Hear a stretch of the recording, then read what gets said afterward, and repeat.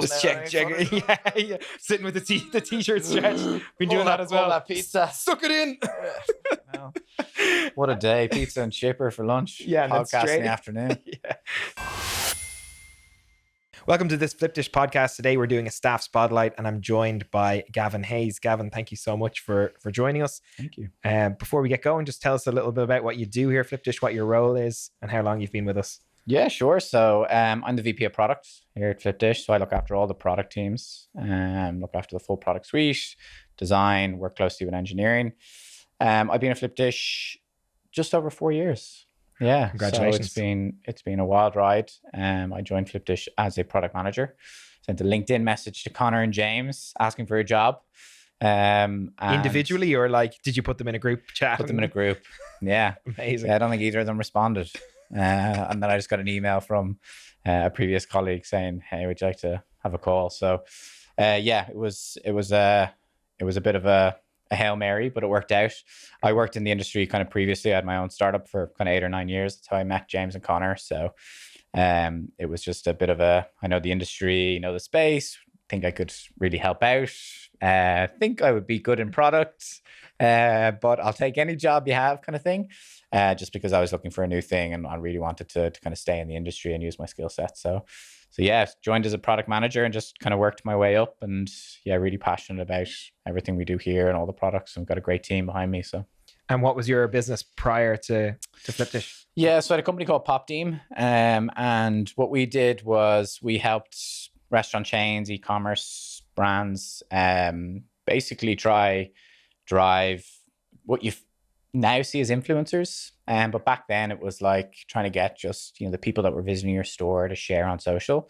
So what we did is we take products like Flipdish and we would integrate our software and they would be asked to share a post on Instagram and they'll get extra loyalty points or get entry into a competition, get an extra stamp on their loyalty card, like real subtle.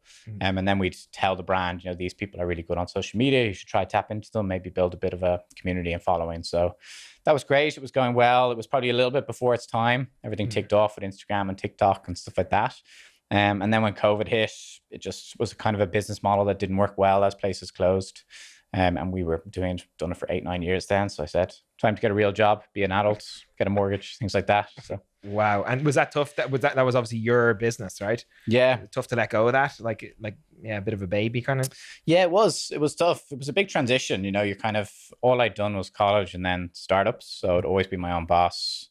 I'd worked with lots of, great kind of teams, engineers and stuff like that. So it wasn't that side of things. It was, the responsibility. But there was a lot of positives to it. There's a lot of pressure with running your own startup, as I'm sure James and Connor know. There's a lot of, sleepless nights, a lot of stress that goes into it. So it was nice. It was kind of refreshing to not have some of that and to be able to pour my energy into just like the fun stuff, building products, working with different teams, talking to clients, talking to integrators. So yeah, there was pros and cons. It was definitely a transition, but I liked the size of Flipdish at the time was really exciting. Yeah. We were still going through those growth, it was still that kind of startup buzz. So I still got a lot of that.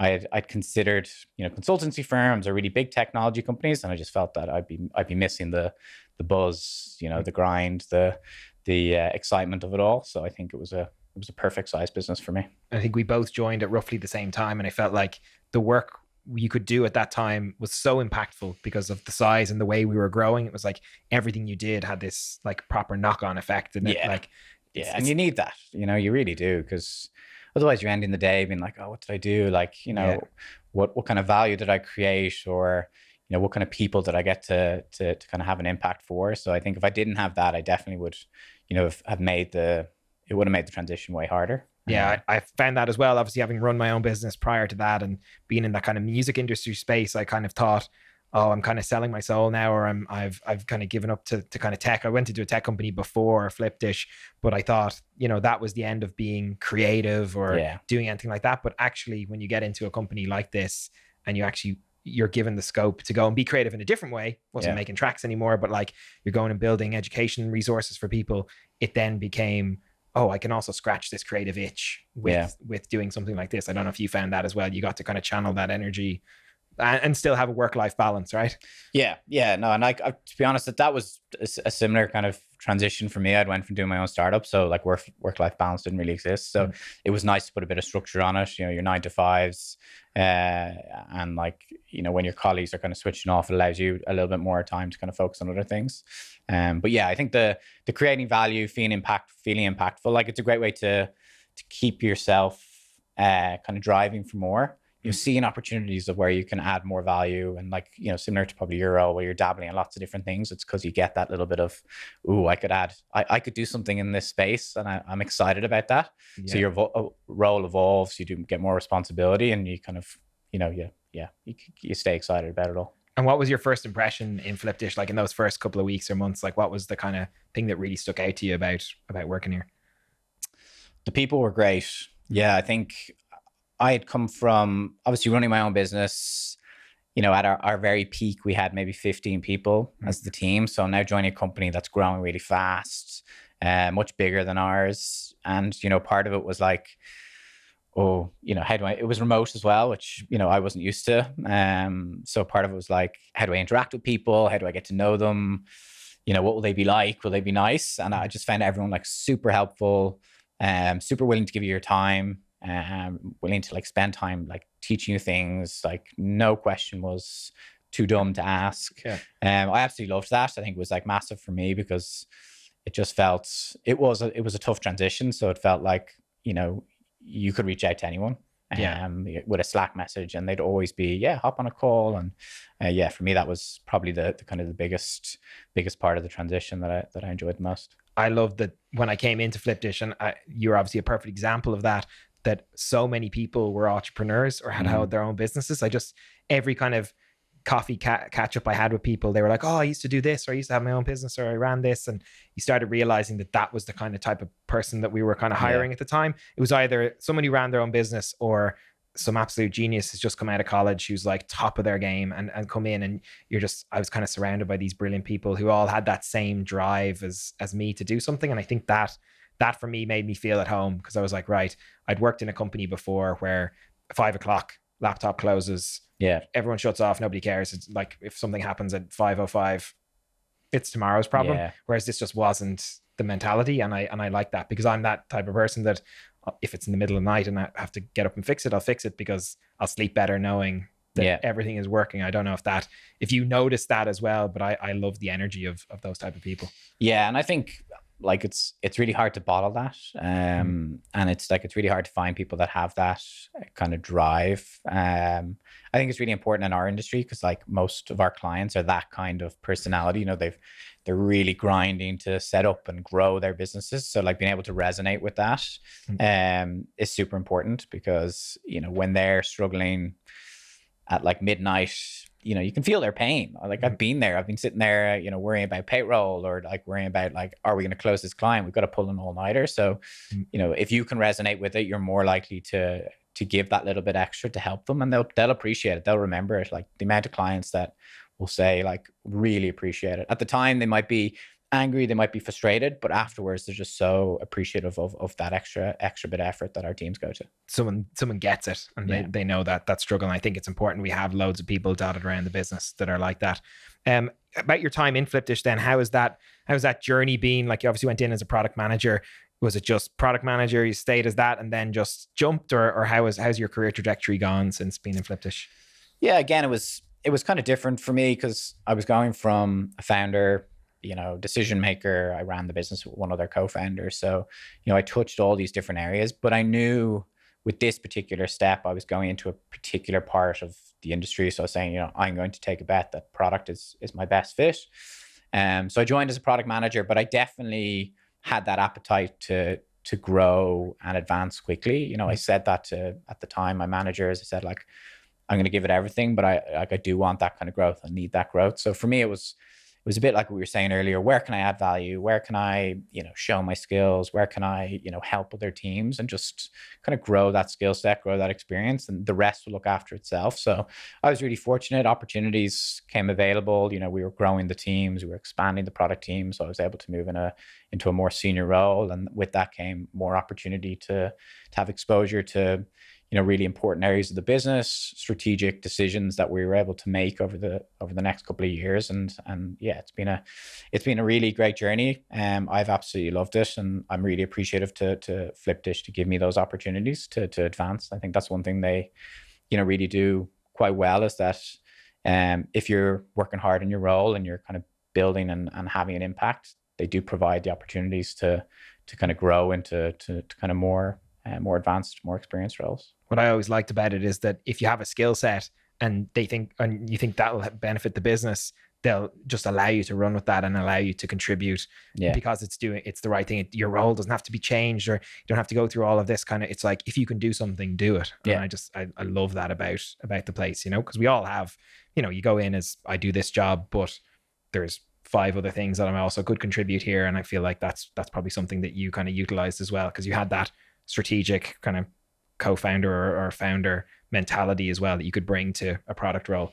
Yeah, it's that kind of problem solver kind of, mindset, in that, like, if you see something where you can help, or if you feel you can help solve the problem, and, whatever your experience is, you just want to, and people are really open to that as well. I think that's one of the things about Flipdish, is like the teams are all willing to take the support or the advice or the input from other teams. It's not this like, stay out of our lane, this is our thing. I think that's really important, because people might have the smallest little nugget that can make a massive difference to a process or to a particular type of product. And I think that's, it's super important that we keep that kind of collaborative nature between the teams. Yeah, I love that about the show and tells that we're running, that each team has their own show and tell, and that, anyone from around the business can join, can give their input on what they think. Obviously, it's really important that our customer facing teams are there to be able to, although they have no idea what kind of magic you guys are doing behind the scenes, they go, well, why can't the button do this? Because our customer would love that. And then that obviously feeds into what you guys go and do then, right? Yeah, definitely. And I think it's something that we need to continue to evolve. I think it's that kind of feedback loop and exposure between what you're building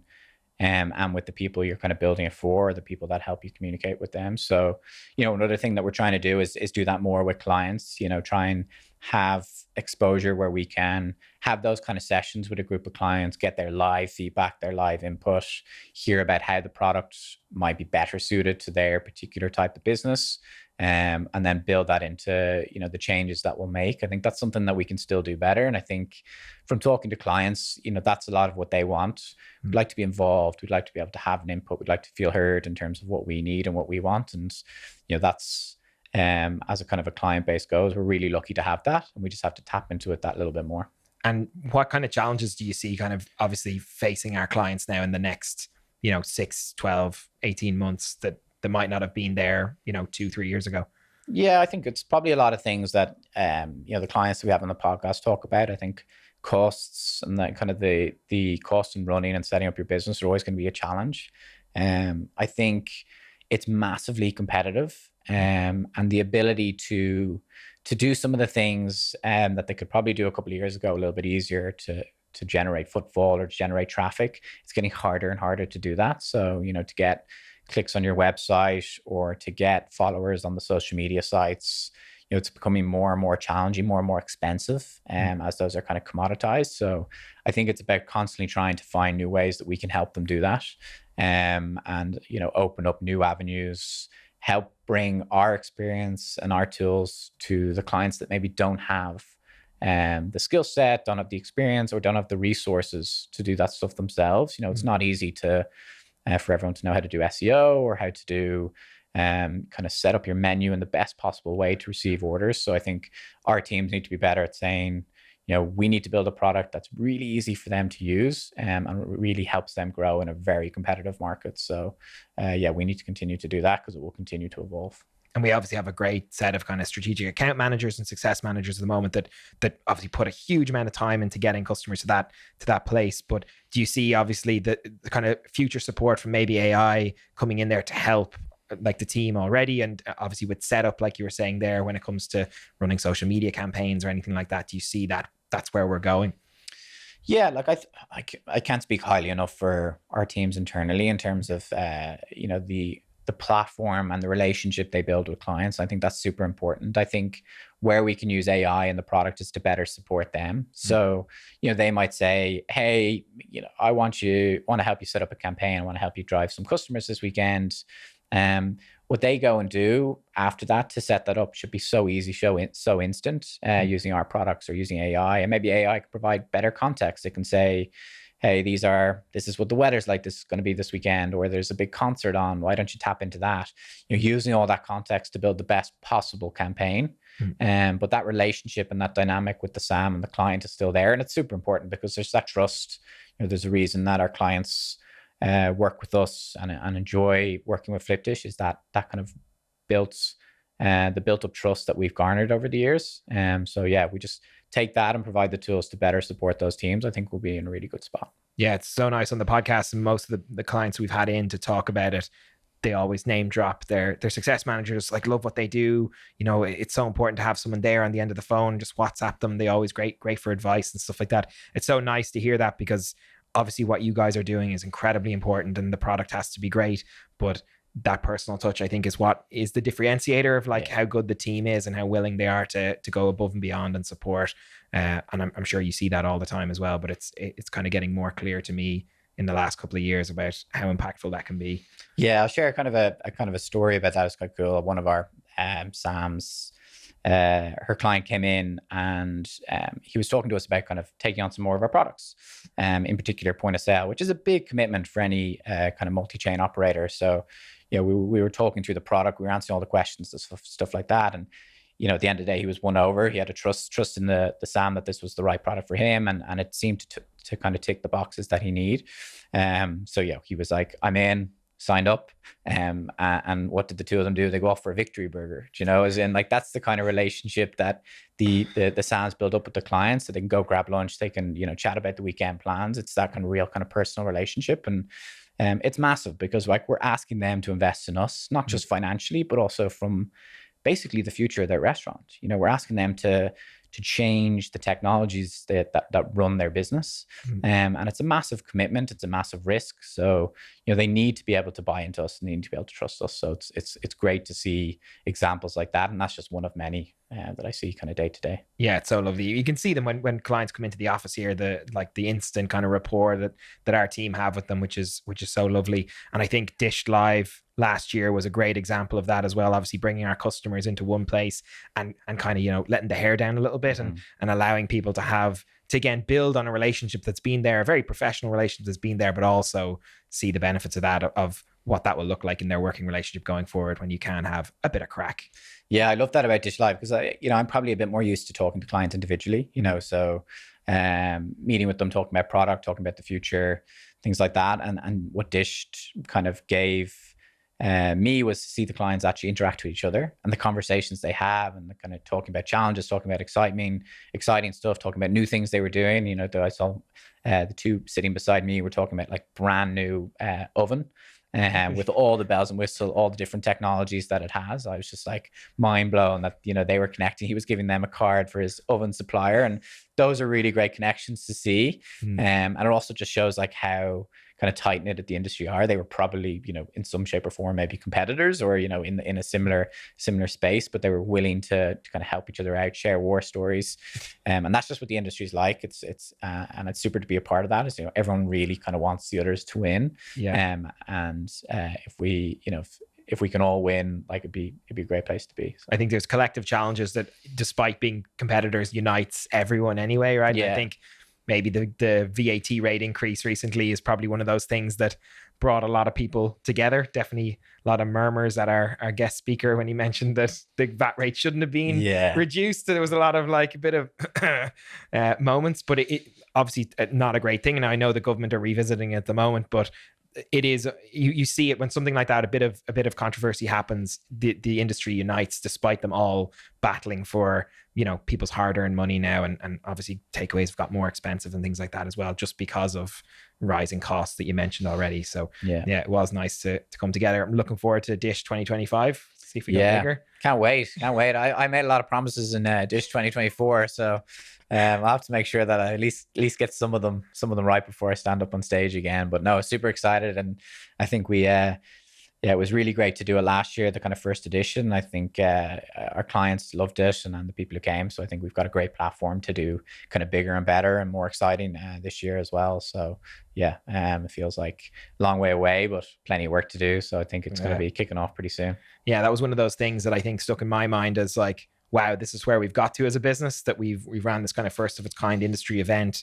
It really made me feel like, you know, from, again, we were talking about being here in 2020 or whenever it was, up till now, I really kind of had that like, wow, look at what we've achieved. Look at all these customers that are like loving the product, that have taken time out of their day and their evenings to come and spend time with us as well. So I think that was one of those kind of moments for me.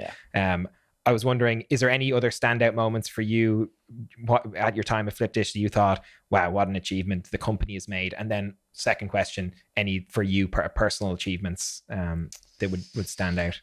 Yeah, like I definitely think the kind of the fundraising round that brought us to kind of unicorn status was super exciting. It's a super achievement for any Irish company. Like can't being in the startup world, I know how difficult it is to kind of reach that status with such a small market. You know, Ireland in the grand scheme of things compared to the other markets is so small. So I think that was a massive achievement. You know, for me and for the company, the acquisition of our kind of our point of sale product and our team, I think was a really pivotal moment in our future. And it hasn't come without its challenges in terms of getting that kind of product to where we want it to be and making sure that the whole system is kind of working together. But just a huge amount went into it.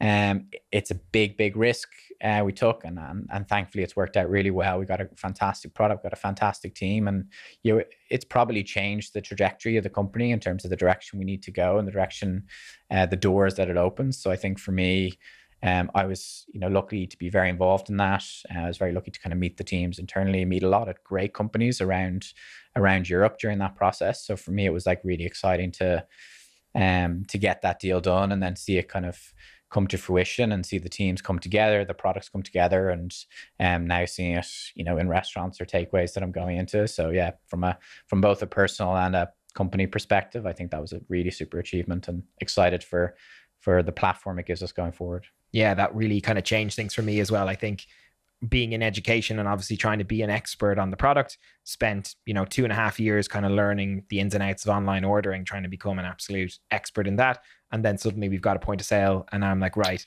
the challenge is not just learning how this product works, but now I need to know how a restaurant works, because I now need to understand if this system is in the kitchen, how is a chef meant to interact with it? What is the best way for a chef to interact with it? What can I suggest? Now, I'm never going to get to the level of a restaurateur or someone who's in there all day, every day, but I've loved that trajectory of learning a whole other kind of industry in depth, and how it works, and, you know, how a kitchen should flow, and what front of house struggles would be, and how you take an order, and, you know, doing work experience and things like that. I think has been so beneficial. So for me in my career, I felt like it was the perfect time to just kind of give me a new challenge and go and learn that whole side of things as well. I'm sure it was the same. Yeah, definitely. I think, like I was saying earlier as well, is that we went from being kind of a product that added value to their business, but it wasn't kind of completely core to everything they did, to really being a product suite that was at the heart of everything, where, you know, the smallest things can make a really big difference, positive or negative, to their operations.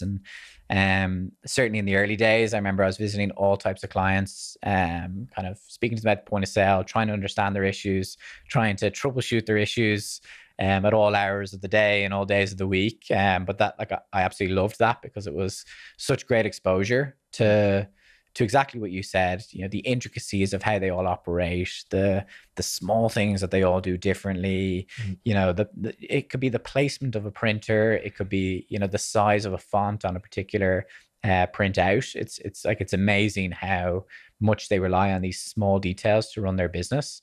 And thankfully we've got a, you know, product that's super flexible in that sense, and you can set it up in lots of different ways. But even now we see these like small scenarios come in where it's like, that makes total sense, you know, we should build that, but the way they do it over here also makes total sense. So yeah, it's super exciting to see all that, and it's super exciting to see, you know, how more scenarios will come in as we, you know, expand into new markets, into new types of clients. So yeah, it's a great journey to be a part of. Yeah, I remember having a customer in the office and helping with a demo, and he was talking about where his kitchen display screens would be for a chef. He needed 3 in his kitchen, and he had a measuring tape out, measuring the distance that he was like basically mapped his kitchen floor out on in the office here. And he was like, the chef needs to be able to get from here to here in 6 seconds, or it won't work. And I was like, well, now we're in like, and he's like, but if I can do it in 6 seconds, then we can produce X amount of more pizzas in a day, and that leads to more revenue.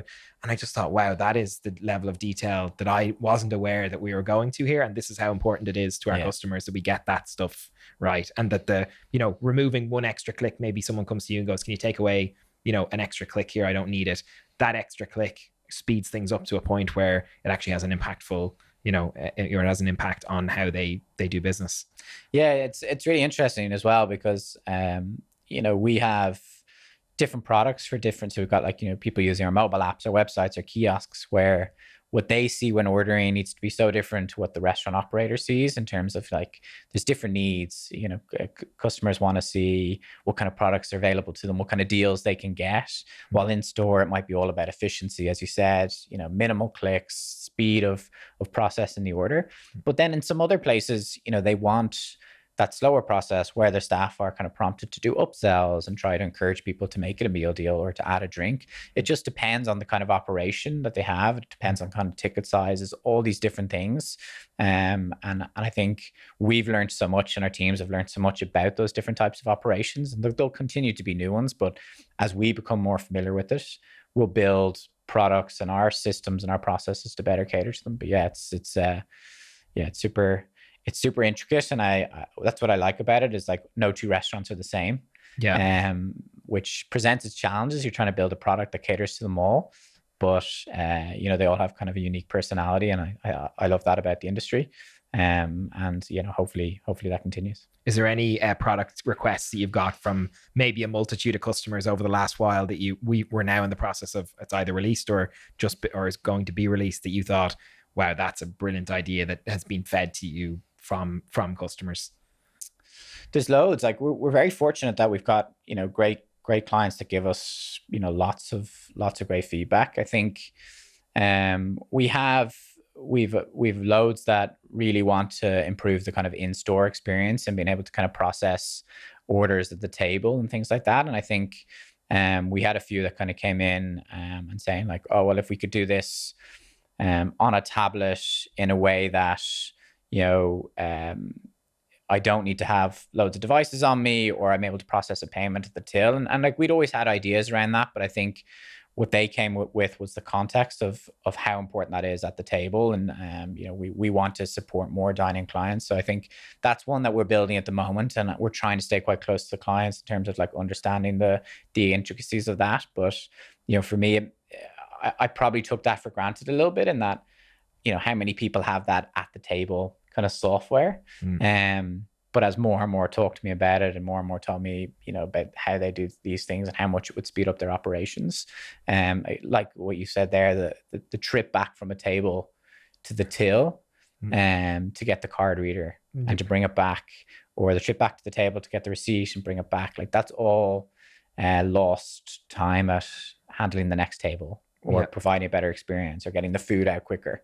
And when you times that by every single cover, you now have this new chunk of time that can be diverted to, you know, other parts of the business. So, you know, when you put it like that, it makes total sense. But at the time I was like, do you really need that? Like, can you not just, you know, take the payment at the till? So yeah, I think, you know, that was one of those moments where I was like, okay, yeah, you're right.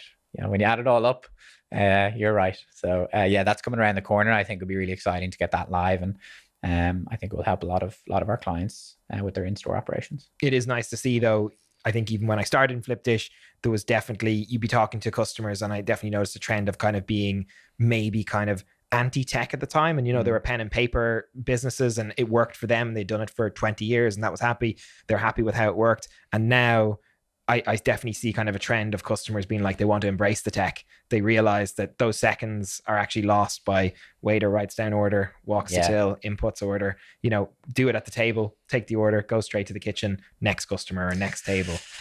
Yeah, and like change is tough. You know, I did my work experience in a place just like that. You know, coming in as all I think about all day is like our technology, our products, and I went into a kind of a chipper here in Ireland that you know was very old school. They liked their pen and paper. That's how they operated, and they were massively efficient. You know, they were like really good at what they did. It wasn't a case that there was these like buildup of tickets. They had a system down.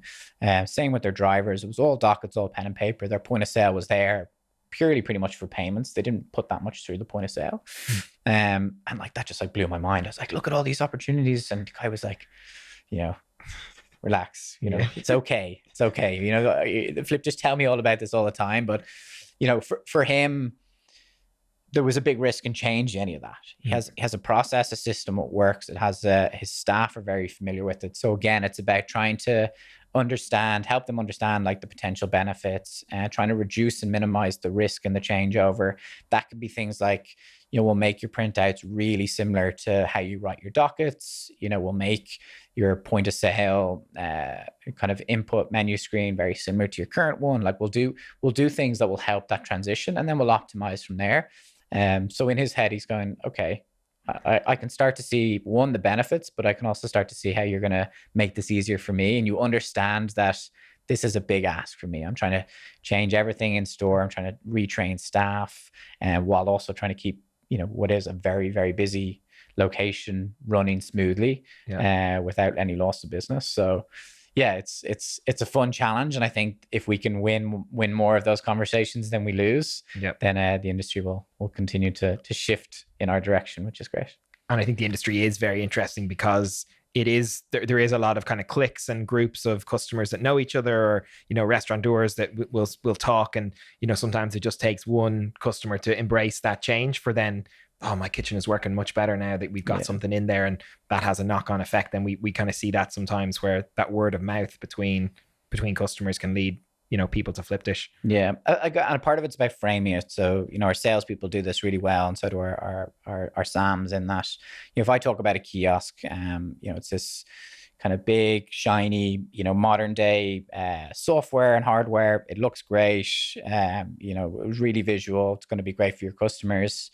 I can talk about it like that, or I can talk about it. It's going to help you with the busy times, you know, where maybe you need extra front of house staff, but times are tight, and having that front of house staff there for just the hour or two, you know, is really challenging. There's human error when things get that busy. It's very hard to, you know, so it's about framing what this software and hardware would do for them within their business, as opposed to, you know, just like how sexy it looks on the wall, or it will make you look more modern, or it will, you know, increase the amount of orders going to the system. You need to kind of understand and frame it in a way that, you know, will resonate with them. And I think our teams do that really well. And I think then clients see the benefits in the products, which is great. Yeah, it's great. The customer actually used that exact term, sexy, earlier today, about he got one of the little K2s in, and just he loves it, and he feels like it has changed the aesthetic of his restaurant as well. When people go in now, he feels like it's more of a serious, you know, people going, oh, he's got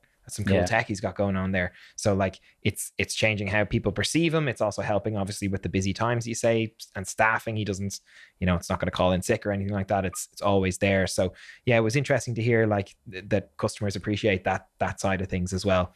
I want to do a little bit of a quick fire thing with you. So death row meal. Ooh, fillet steak and all the trimmings. Nice. Every trimming I can think of. Our last customer said a hot dog, which just really irked me. I was like, listen, good hot dog. Hard to turn down, but I'll take the fillet steak. I think a good hot dog is an oxymoron. Like, what is in a hot dog anyway? But fillet steak sounds great. Favorite restaurant in the country?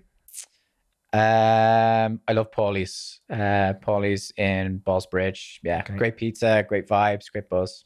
Lovely. And customer you'd really love to see on the podcast? Customer I'd really love to see on the podcast. I'd love to see the team at Three Chips in Dalkey. Okay. Mainly because they're close to me. So they've just got set up. They've got the full suite of products. I'd love to hear about like the challenges of, you know, relaunching the business in that location and using the full Flipdish suite. So yeah, I think they'd be great to have on. Amazing. And thing you're most excited about in the next 6 months at Flipdish? We are in the process of revamping and rebuilding our full portal experience. So really excited to get that live, and also just to start tapping into the power of AI. Small things that will help our restaurants kind of set up and manage their business much better, and hopefully help them get more orders and more customers and do all those shiny things. Amazing. And the final thing then is, if you had a mate who was looking for a job and you were going to recommend Flipdish, how would you pitch Flipdish to them? Super exciting. You get to do loads of different things, get to have a really big impact, get to meet really, really great people. Get to podcast. You get to podcast with Cian, you know, it's a great chat. But mainly just super fulfilling. You know, I love what I do, and it's tough at times, but you know, most days I come out and be like, that was, you know, a great day, and it's nothing better than feeling fulfilled in your work. So amazing. All right, that's brilliant. Well, thank you so much for taking the time to talk to us today. Really, really appreciate that. And yeah, have a great rest of your day. No worries. Thanks for having me.